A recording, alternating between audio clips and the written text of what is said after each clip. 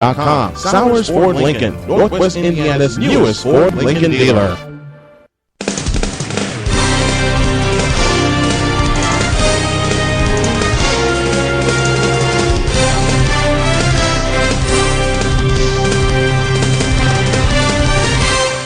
Back here on the afternoon locker room, here on the Arena Sports Network. Alvin Washington here in the building as we get ready to come down the home stretch on this edition of the program. Just a quick program reminder. Next Monday and Tuesday, we will not be on the air because we will be out of town. As a matter of fact, this Friday will also not be on the air because we'll be out of town doing some fun stuff, all that there and everywhere. So, folks, we will be back on Wednesday. I'm hoping. Well, we might be off Wednesday too. So, just be on the lookout. You'll just look for the normal avenues that you normally see us on Facebook and on Twitter at ASN Plus. We'll let you know when we will be in the mix for yet another edition of the fabulous afternoon locker room. We'll be back. Don't worry. We'll be back. Just kind of bear with us. It's that time of the year. Don't even trip. 573-200-6505. That's the number to get to us. 573-200-6505. Time to talk once again the upcoming college football playoff. And there are some games this week that are going to make folks' heads spin big time. None bigger than the Dr. Pepper ACC Championship. Number 4, Florida State. Number 11, Georgia Tech from Charlotte, North Carolina. And that's going to be at the home of the Carolina Panthers. Florida State's got to win this week. They've got to. They don't win, they're not in. Plain and simple. Number 5, Ohio State, taking on number 13, Wisconsin. That's the Big Ten Championship from Lucas Oil Field in Indianapolis. Ohio State has an outside chance to snatch a spot away from TCU. Why? This is a conference championship game. TCU's not playing a conference championship this week. They're hosting Iowa State, and Iowa State has been giant killer for the last few seasons. I mean, they have really made life horrible for some teams with national championship aspirations. So TCU better watch themselves. The SEC Championship, number 1, Alabama. Number 16, Mizzou. Now, this is the game that Alabama wanted to have been last year had it not been for the kick six that allowed Auburn to take that spot and make their way to last year's final BCS championship game against Florida State. Number 6, Baylor. They've got number 9, Kansas State at home at McLean Stadium. If they can win big, they may snatch that spot from TCU. Lest we forget the Pac-12 championship that's also going on this week. It's on Friday. It's number 2, Oregon, number 7, Arizona, and it is at Levi Stadium. Mark Mariota, the Heisman Trophy candidate for quarterback for Oregon, lets us know what this would mean to him if they could win this year's Pac-12 title. It would just mean that we were able to accomplish, our team goals that we set for ourselves this year, and all in all, that's what you want to accomplish, and even through a little adversity in the beginning of the year with that loss, and now we have an opportunity to win the Pac-12 and to accomplish our goals. It's going to mean a lot to us as a team. What Mariota is referring to is the earlier loss on a Hail Mary at Tempe against Arizona. That dropped Oregon a little bit out of the rankings, but they managed to make their way back into it. And this game here could go a long way to determining how many of the Power 5 is represented. Because right now, all 4 of the 5 teams, it's going to be a maximum of 4 of the 5 conferences represented. Is there a possibility there could be 2 representatives from the Pac-12 in this? I don't know.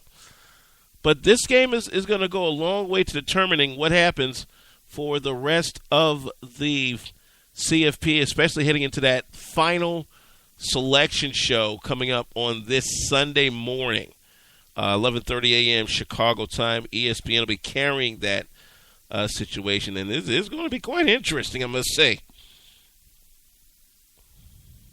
There's also the Conference USA Championship.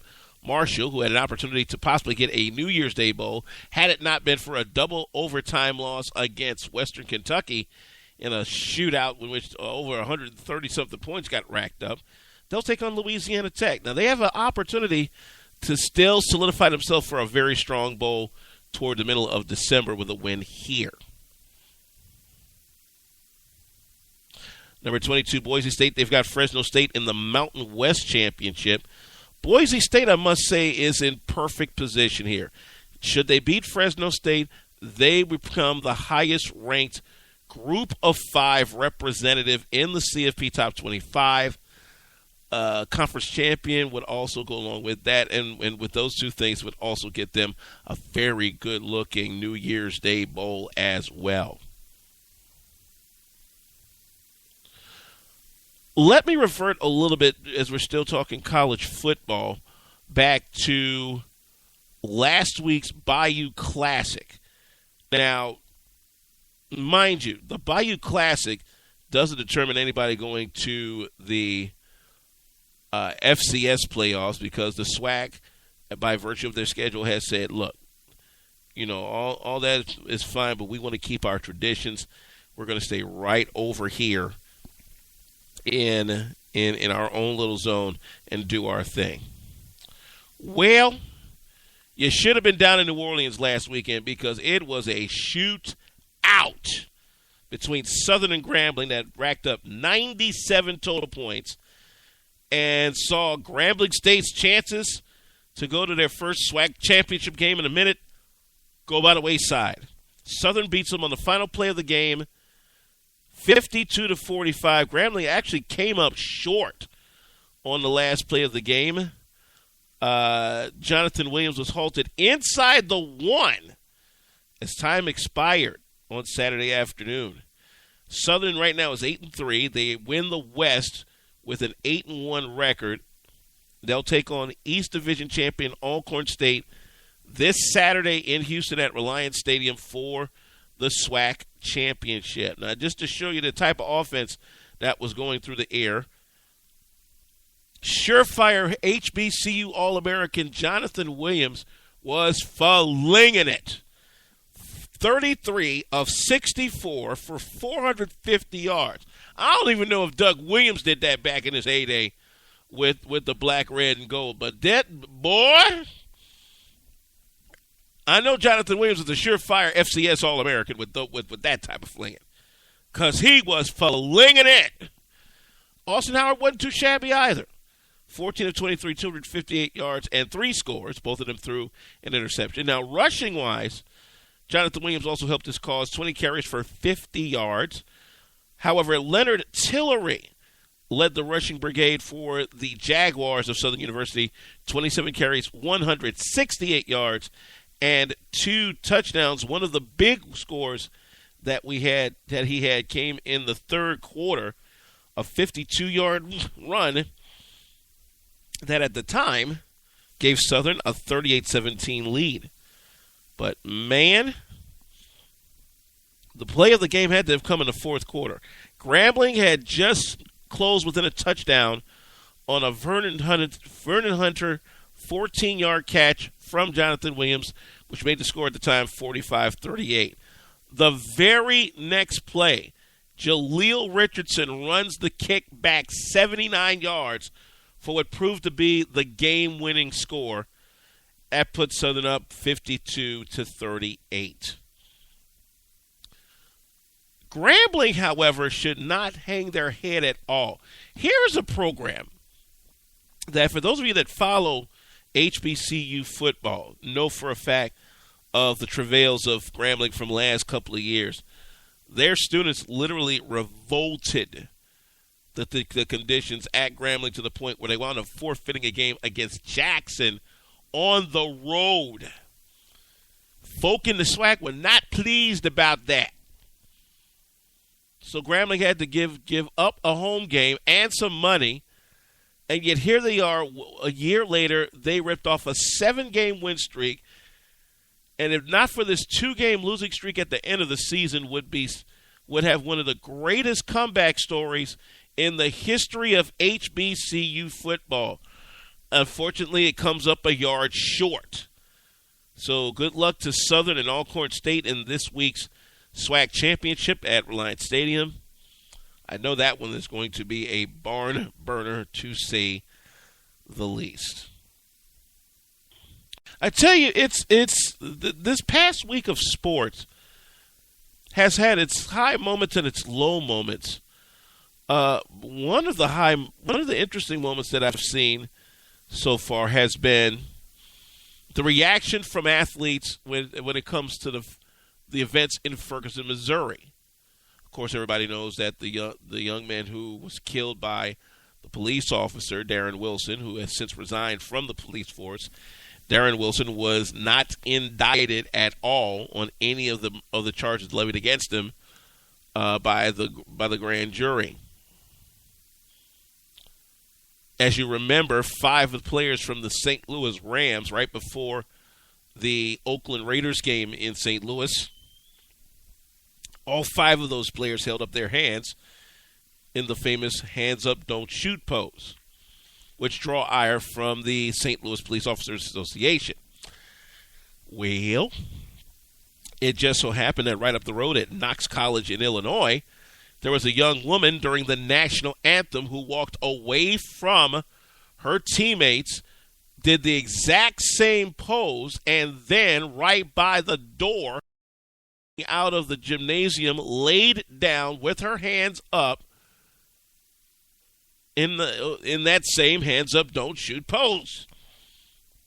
The coach of that team got so mad that he suspended her indefinitely. Now, the university has since reversed that suspension, and she has been let back on the team, saying that the initial suspension was a result of the coach, not the university. But it begs to ask the question, are these athletes who are now making these very strong political stands, are they starting to draw upon the echoes of athletes back in the 60s who actually really stood up and made a difference by unifying their talents? I mean, let's remember that iconic picture that I told you about the other day. Jim Brown, Bill Russell, Kareem Abdul-Jabbar, and Muhammad Ali. 4 different sports. 4 surefire, if not already inducted, Hall of Famers. 4 black men making a strong stance in the 1960s the same way those 5 men on the St. Louis Rams team and just now this young lady at Knox College. You have to wonder, are these kids finally understanding that, hey, it isn't necessarily about what's on the uniform, it's about who's in it. I think these kids just might be teaching us something, folks.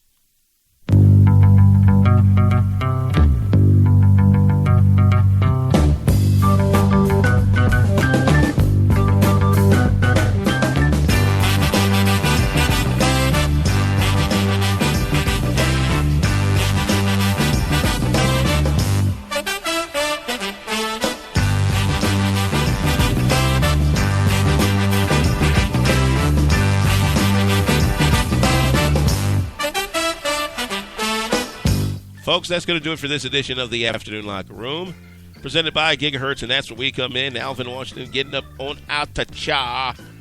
Thanks for joining me here on the Progressive Shizzle. We'll do it up all over again tomorrow at 3 p.m. Again, Friday, we will not be on the air. Friday, Monday, or Tuesday due to outside commitments. We will be back